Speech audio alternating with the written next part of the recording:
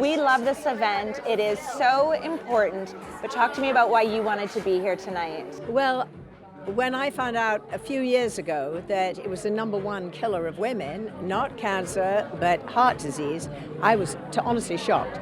And then when I did some research, I found out that all the research had been done for men, not for women. And, heart disease is quite different for women. So that is really important. So I wanted to be part of that education. We have heart disease in my family. My father had a quadruple heart bypass and heart valve replacement. My mother had a stroke, which she died from. And I went to the doctor, and the doctor said, "Oh, you have high cholesterol and your blood pressure, after having the twins." And I said, "Me? I mean, I'm healthy. I do all the right things." And he said, "You can't help it. If it's in your DNA, what you have to do is take the medication.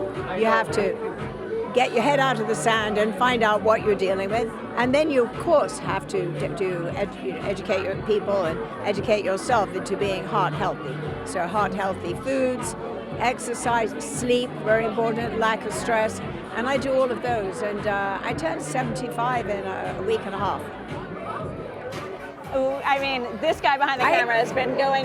I intend to keep going for a long time. And we hope you do. Absolutely. Keep and I'm working all the time. You are one booked and busy lady. My agent keeps saying, "Wait a minute, I don't know very many actresses your age who are constantly working." Yeah. First of all, why? You could have retired, you could have slowed down, but you are not. You are booked and busy. Well, because I love what I do, and I got great material. Harry Wilde's a fantastic show. I've just finished the 5th season, and they're already talking about a 6th. I just was offered 2 amazing movies to do between now and if I go back for that. And I love it. I really do. I love giving myself a challenge. And I don't think I'm the sort of person that sits around and says, "Oh, time to play bad golf. Let's see if we can do it." No. Well, you love a challenge, and you're writing a memoir, I understand. I am. I hand it in a week from now. You're kidding? No, I'm not. Okay. I'm going away tomorrow, and I'm just going to literally do that. Think of nothing else other than sunning myself in the Caribbean. What was that process like? It's been really incredible. I started it maybe 10 years or more ago. And then my kids were saying, "Mom, do you have to do it? Do we really have to hear what happened to Dad?" And I said, then I decided, no, I'm not going to do it.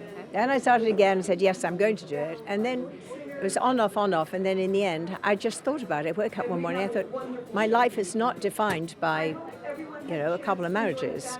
I have a huge story. And so I thought, you know what, I'm going to tell my story. And I'm only telling my story because I think it's useful to people.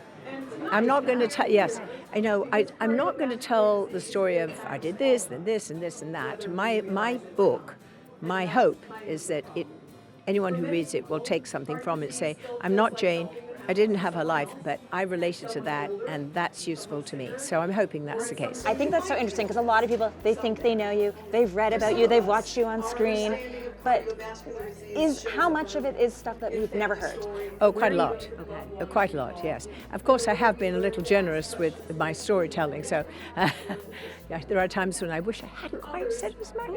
But, the other side of it is it's a big story, and, sometimes people just like a little moment from it. They don't know how it came about and what the whole story is, and the story continues. The story continues, absolutely does. How are you celebrating your 75th? Well, the actual day, we are going to a memorial for a close friend who died, so we're not doing anything that day.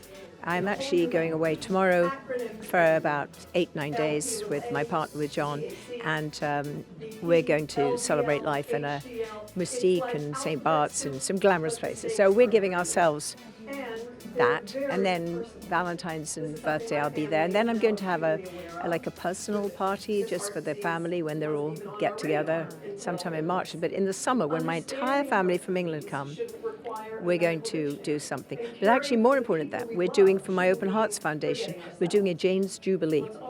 And we're doing that on April 17th, and then the big fundraiser is on the 18th. And if you go to janeseymour.com or Open Hearts Foundation, the tickets are available.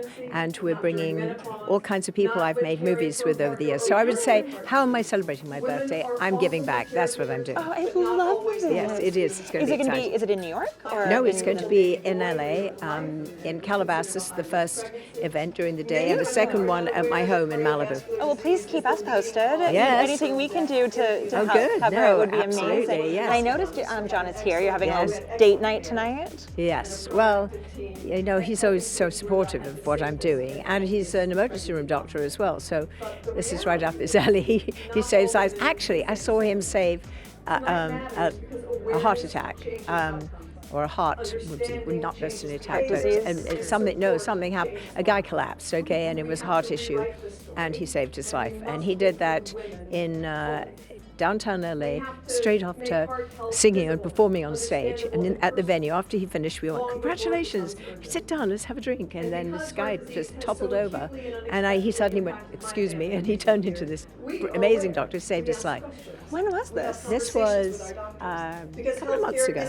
You're kidding. No, and then when we came back from Dublin, where I was filming, you know how they say, "Is there a doctor here?" And I went, "Darling, wake up."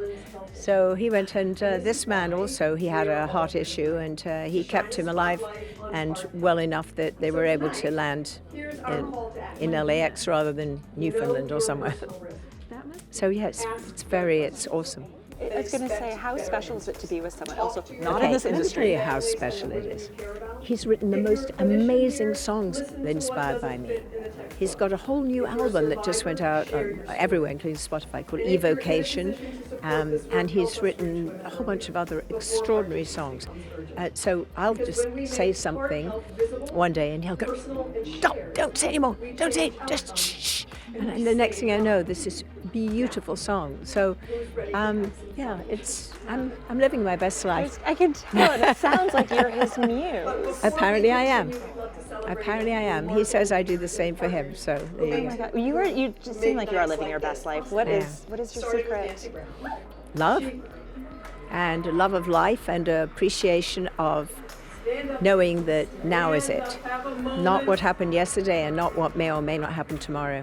Be in the moment. What a lesson, and I'm sure you that came to you even more so after writing the memoir. You know, diving into your past, but still thinking about the future. Actually, diving into my past has been incredibly healing, because people where things happened, where things were not good, have now become my friends and have become people that I'm able to love again. So that is extraordinary. That is so healing. Yeah. Was there anything off limits? You said, I'm not going to go into that. I don't, not really. No, I just feel like, you know, people's lives are their lives, and my story is my story, and if they are part of it, I hope I, you know, tell it honestly. And they can write their memoir. Oh yes, of course.